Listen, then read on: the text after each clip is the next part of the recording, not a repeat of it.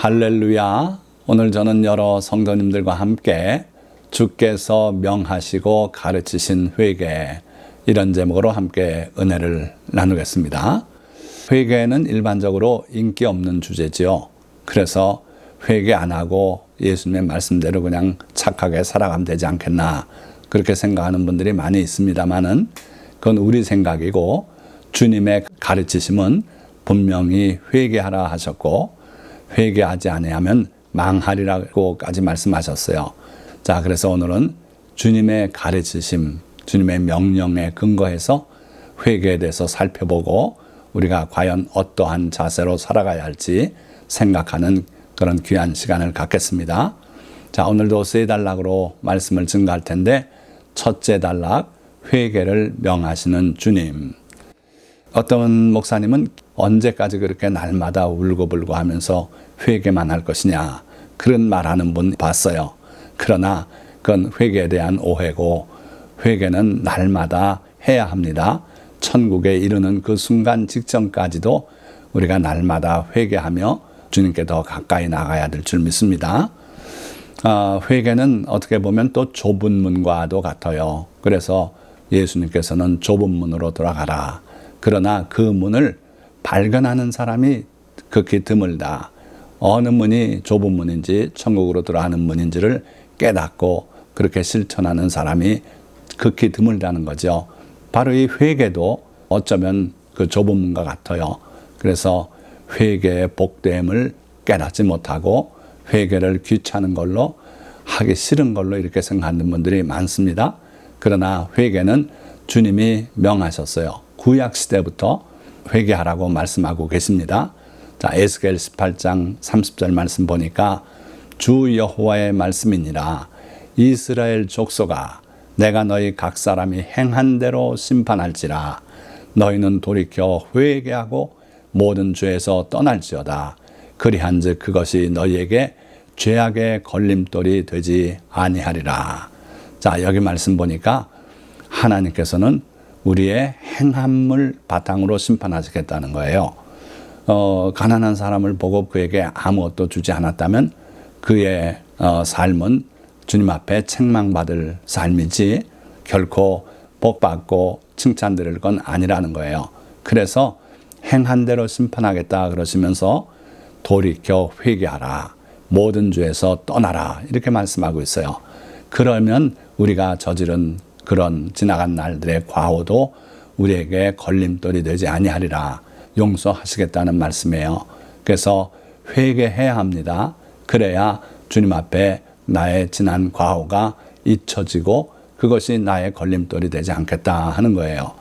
자, 또 시편 7편 12절 말씀 보면, 사람이 회개하지 아니하면 그가 그의 칼을 가심이요 그의 활을 이미 당기어 예비하셨도다. 하나님께서 회개하지 않는 자는 심판을 내리기 위해서 이미 다 준비하셨다는 거예요. 그래서 마치 도끼가 나무 뿌리에 놓였다고 말씀한 것처럼 회개는 신속히 해야 돼요. 미룰 수 없는 게 회개다 하는 거죠. 자, 예수님도 처음 전파하신 내용이 바로 이 회개예요. 마태복음 4장 17절, 이때부터 예수께서 비로소 전파하여 이르시되 회개하라, 천국이 가까이 왔느니라 하시더라. 자, 우리가 천국에 들어가고 못 들어가는 게 회개에 달렸다는 말씀이기도 한 겁니다. 우리가 지난날의 그 과오, 죄들을 다 주님 앞에 고백하고 자백하고, 그리고 마음 아파하고 용서를 구하고, 그렇게 해야 천국에 들어갈 수 있다. 천국에 들어간다는 것은 죽어서뿐 아니라 우리가 살아있는 동안에도 주님과 교제하고 동행하고 천국 삶을 누릴 수 있다 하는 거예요. 제자들도 나가서 전파한 말씀이 회개하라 하는 말씀이었어요. 또한 예수님께서 이 땅에서 사역을 다 마치시고 하늘로 승천하시고 그 이후에 요한을 하늘로 불러 올리셔서도 회개를 명하고 계세요. 요한계시록 2장 16절 말씀이죠. 그러므로 회개하라. 그리하지 아니하면 내가 네게 속히 가서 내 입의 검으로 그들과 싸우리라. 회개해야 합니다. 회개하지 않으면 주님을 우리의 적으로 불러들일 수 있어요. 또 요한계시록 3장 19절 물은 내가 사랑하는 자를 책망하여 징계하노니 그러므로 내가 열심을 내라 회개하라. 자, 회개는요 열심히 있어야 해요. 주님을 사랑하는 뜨거움이 있어야 주님 앞에 회개하게 됩니다. 그렇지 않고 예수 믿는 것을 인생의 액세서리 정도로 여기면 회개라는 거 할 수가 없어요. 그래서 주님은 라오디게아 교회 모든 것이 풍족하고 나는 부자라고 자부하던 그들에게 열심을 내라 회개하라 이렇게 말씀하고 있어요. 그래서 우리 주님은 우리를 사랑하시기 때문에 회개하라고 명하신다는 거예요. 그러니까 회개하라는 주님의 말씀을 은혜의 말씀으로 받아들이시기 바랍니다. 회개하지 않으면 악함이요 게으름이에요. 그래서 회개해야 됩니다. 자, 두려운 경고의 말씀까지 있어요. 누가복음 13장 2절에서 5절 말씀 대답하여 이르시되 너희는 이 갈릴리 사람들이 이같이 해받음으로 다른 모든 갈릴리 사람보다 죄가 더 있는 줄 아느냐. 너희에게 이르노니 아니라. 너희도 만일 회개하지 아니하면 다 이와 같이 망하리라. 또 실로암에서 망대가 무너져 치어 죽은 18사람이 예루살렘에 거한 다른 모든 사람보다 죄가 더 있는 줄 아느냐. 너희에게 이르노니 아니라. 너희도 만일 회개하지 아니하면 다 이와 같이 망하리라. 두려운 경고의 말씀 아닙니까? 우리도 만일 회개하지 아니하면 다 이와 같이 망할 것이라는 거예요. 회개는 죽고 사는 문제가 여기에 걸려 있다. 회개해야 된다 하는 걸 기억하시기 바랍니다. 자, 두 번째 단락이에요. 회개에 대한 주님의 가르치심, 탕자 비유를 중심으로 말씀드립니다. 누가복음 15장 11절에서 13절 말씀 보니까 또 이르시되 어떤 사람에게 두 아들이 있는데 그 둘째가 아버지에게 말하되 아버지여 재산 중에서 내게 돌아올 분깃을 내게 주소서 하는지라. 아버지가 그 살림을 각각 나누어 주었더니 그 후 며칠이 안 되어 둘째 아들이 재물을 다 모아가지고 먼 나라에 가 거기서 허랑방탕하여 그 재산을 낭비하더니. 자, 여기 잘 보세요. 타락의 출발점이 뭡니까? 아버지로부터 멀어지려는 것이 타락의 출발점이에요. 여기서 아버지는 하나님을 말씀하는 겁니다. 그래서 하나님의 말씀, 하나님의 교훈, 하나님의 법도 이런 게 싫어서 거기서 벗어나고자 하는 마음이 있다면 그는 타락의 길을 걷고 있는 것이다. 이 아들이 아버지의 그 은혜로운 보살핌 가운데 살면서 거기서 벗어나고 싶어 했어요. 아버지로부터 멀리 떨어지고 싶어 했어요. 그래서 자기의 분깃을 미리 좀 주시면 안 되겠습니까? 아버지는 두말 않고 나눠 주었어요. 그랬더니 이 둘째 아들이 그 재산을 다 모아가지고 먼 나라로 갔다 그랬어요. 아버지의 목소리가 들리지 않는 곳, 아버지의 간섭이 닿지 않는 곳, 그것으로 떠나는 둘째 아들의 모습, 바로 탕자의 모습이죠. 자, 그래서 거기 가서 허랑방탕하여 그 재산을 낭비하더라 그랬죠. 14절에서 17절 말씀 보니까 다 없앤 후 그날에 크게 흉년이 들어 그가 비로소 궁핍한지라. 자, 이 땅의 재물은요 끝까지 가지 않습니다. 많은 경우에 그래요. 그래서 독수리가 날개를 내고 날아오르듯이 그 재물이 날개를 내서 날아갈 것이라고 잠언 말씀은 우리에게 교훈하고 있어요. 그런데 아니나 다를까 이 둘째 아들도 그 나라에 가서 허랑방탕하더니 결국은 다 없앴다 그랬어요. 자, 이럴 때 마침 큰 흉년이 들었다 그랬습니다. 그래서 비로소 궁핍한지라. 전혀 궁핍을 모르고 살았던 이에게 궁핍이 다가왔어요. 가서 그 나라 백성 중 한 사람에게 붙여 사니 그가 그를 들러보내어 돼지를 치게 하였는데 그가 돼지 먹는 쥐염 열매로 배를 채우고자 하되 주는 자가 없는지라. 이에 스스로 돌이켜 이르되 내 아버지에게는 양식이 풍족한 품꾼이 얼마나 많은가. 나는 여기서 줄여 죽는구나. 자, 다 없애고 나니까 흉년이 들어요. 이게 하나님의 섭리입니다. 둘째 아들을 돌아오게 하기 위한 하나님의 큰 섭리가 작동하고 있는 걸 볼 수 있어요.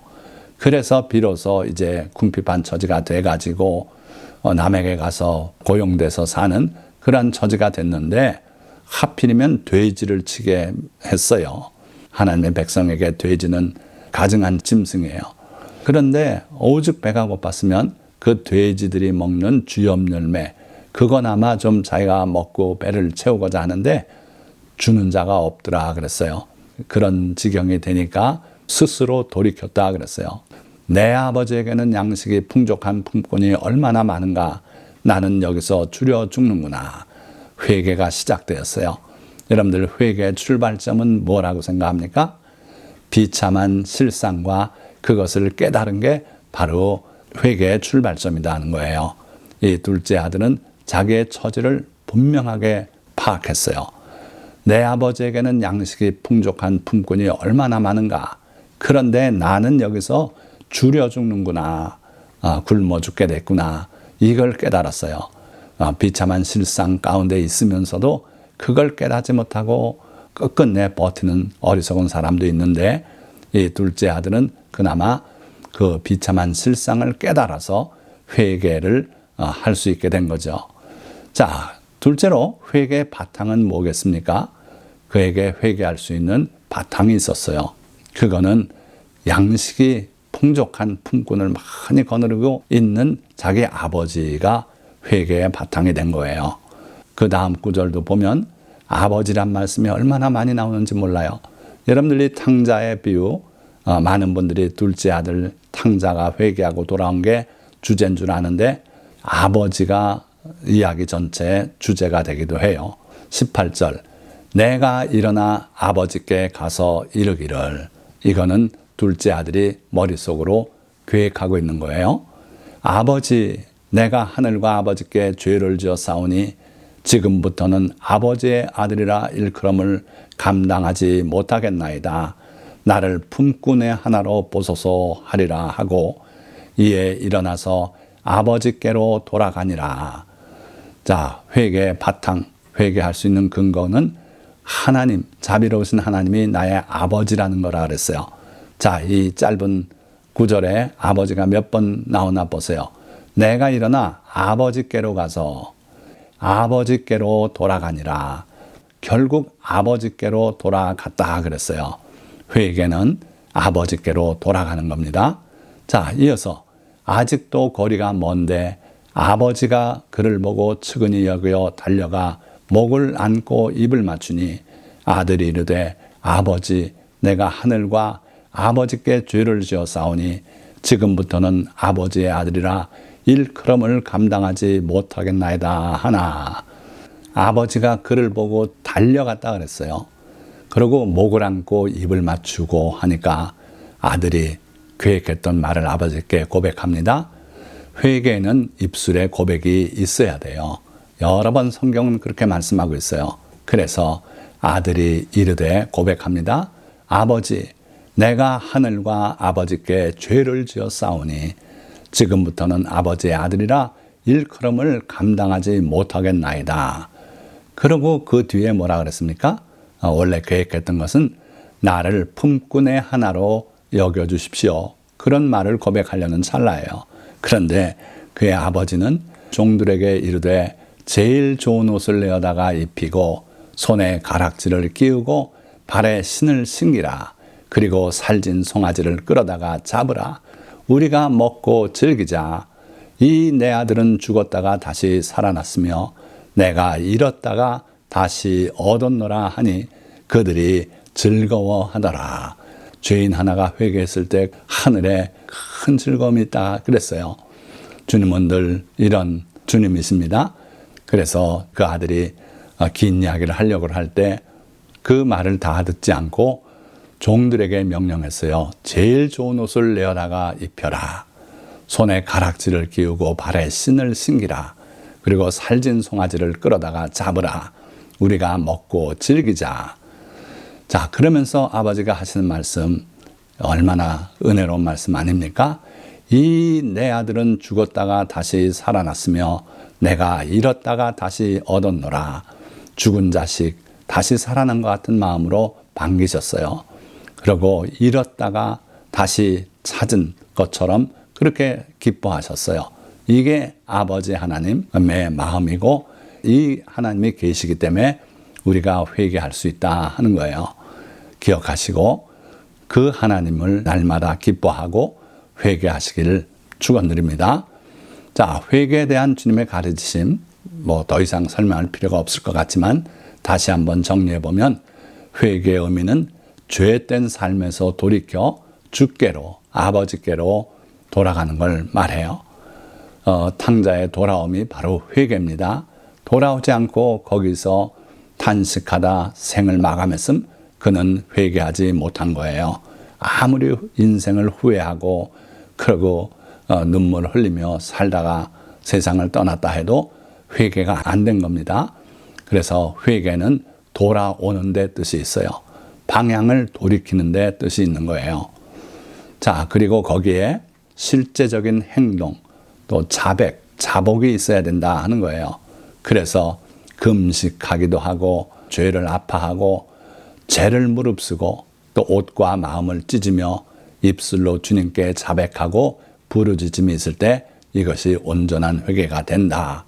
이렇게 죄를 지었다고 구체적으로 고백을 하는 그 내용이 있어야 된다. 자, 세 번째 단락. 회개도 주님과의 관계도 없는 사람들이 있다. 우리가 이런 사람이 되지 말아야겠다 하는 거예요. 자, 누가복음 5장 32절에 내가 의인을 부르러 온 것이 아니요 죄인을 불러 회개시키러 왔노라. 주님은 의인을 부르러 온 것은 아니에요. 분명히 그래요. 죄인을 불러 회개시키러 오신 주님이시다. 그래서 세리와 죄인들과 함께 식사하시고 그들의 친구가 되고 그러지 않았습니까? 물론 그렇다고 해서 의인을 주님께서 원수 삼지 않으셨어요. 의인을 사랑하시는 주님이십니다. 그러나 여기서 말하는 의인은요, 자기가 의인인 줄 착각하는 부류를 칭하는 것이라고 보여져요. 그래서 이웃을 비판하고 판단하고 심판하고 정죄하는 자, 자기는 그와 같은 죄가 없는 줄 착각하는 자, 그런 의인은 주님과 관계가 없어요. 그래서 우리 주님은 자기가 죄인임을 깨닫고 회개하고 마음 아파하는 그러한 죄인을 불러 회개시키러 오신 분임에 틀림없어요. 요한복음 13장 8절 하반절 말씀 보니까 내가 너를 씻어주지 아니하면, 그러니까 씻어줄 것이 없는 의인은 주님과 상관이 없다는 거예요. 내가 나와 상관이 없느니라. 언제 이 말씀하셨습니까? 마지막 날 밤에 제자들의 발을 씻겨가는 도중에 베드로의 순수에 도달하니까 베드로는 사양했어요. 극구 사양했어요. 내 발을 결코 씻기지 못하실 것입니다. 그럴 때 주님이 하신 말씀이죠. 내가 너를 씻어주지 아니하면 내가 나와 상관이 없느니라. 주님께 회개하고 그 주님의 죄사함의 은혜를 체험하지 못한 사람은 주님의 백성이 아니고 성도가 될 수 없다는 거예요. 천국과 관계가 없다는 거예요. 여러분들 회개하라는 말씀을 아멘으로 받아들이시겠습니까? 아니면 나는 회개와 상관없다고 생각하고 그렇게 사시겠습니까? 회개하시기 바랍니다. 그래야 주님과 동행할 수 있을 거예요. 일생에 한 번 하는 그런 회개가 있고요. 그게 목욕과 같다 그랬고, 그리고 날마다 하는 회개가 또 있어야겠다. 자, 다시 탕자 비유로 돌아가서 끝부분을 봅니다. 마다들은 밭에 있다가 돌아와 집에 가까이 왔을 때 풍악과 춤추는 소리를 듣고 한 종을 불러 이 무슨 일인가 물은데 대답하되 당신의 동생이 돌아왔음에 당신의 아버지가 건강한 그를 다시 맞아들이게 됨으로 인하여 살진 송아지를 잡았나이다 하니 그가 노하여 들어가고자 하지 아니하거늘 아버지가 나와서 권한대. 자, 그 집에 두 아들이 따르지 않았어요? 그 첫째 아들은 지금까지도 아버지를 섬기고 그렇게 살았어요. 그런데 둘째 아들이 재산을 나눠달라 해서 가지고 나가서 창기들과 함께 그렇게 다 낭비하고, 그러고 어느 날 그가 돌아왔어요. 그런데 아버지는 그걸 두고 야단을 치고 내쫓고 하지 않고 받아들여 주시고 다시 아들의 지위를 허락하시고 그에다가 잔치까지 베풀고 있다는 거예요. 그래서 아버지께 대답하여 이르되 내가 여러 해 아버지를 섬겨 명을 어김이 없거늘 내게는 염소 새끼라도 주어 나와 내 벗으로 즐기게 하신 일이 없더니 아버지의 살림을 장녀들과 함께 삼켜버린 이 아들이 돌아오매 이를 위하여 살진 송아지를 잡으셨나이다. 자, 잘 보면요, 참 안타깝습니다. 예수님의 비유 중에 달란트 비유 있지 않습니까? 그 중에 한 달란트 받은 종의 마음이 여기 그대로 느껴져요. 그 한 달란트 받은 종은요, 자기 주인을 아주 마음이 굳은 사람이고 심지도 않은 데서 거두려고 그러고 흡지 않은 데서 모으려고 하는 그런 아주 고약한 사람이라고 그렇게 판단을 내렸어요. 하나님에 대한 그릇된 생각이죠. 그 종이 받은 심판 기억하시지 않습니까? 여기 형이 꼭 그렇지 않아요?